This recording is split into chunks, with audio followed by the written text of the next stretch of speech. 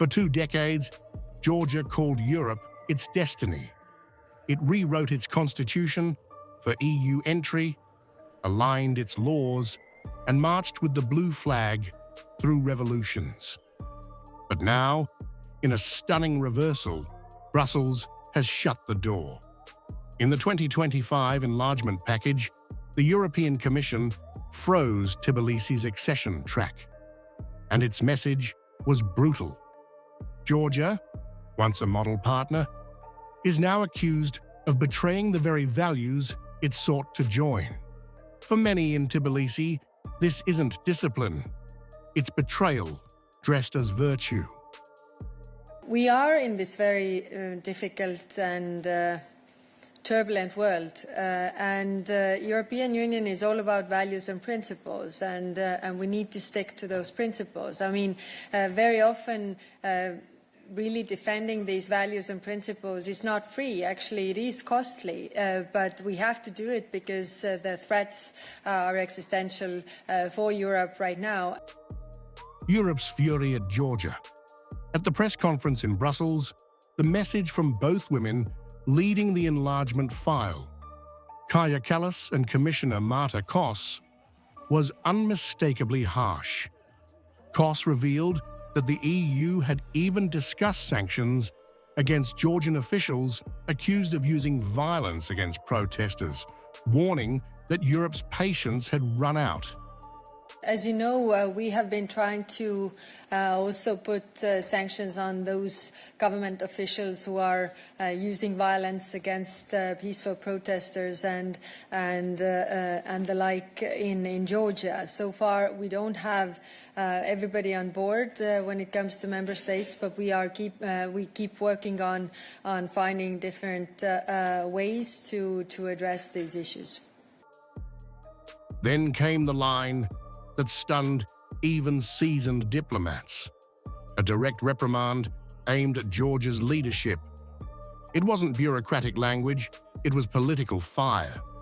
For Tbilisi, this was humiliation in public view. The European Commission accusing a candidate of betraying Europe from within.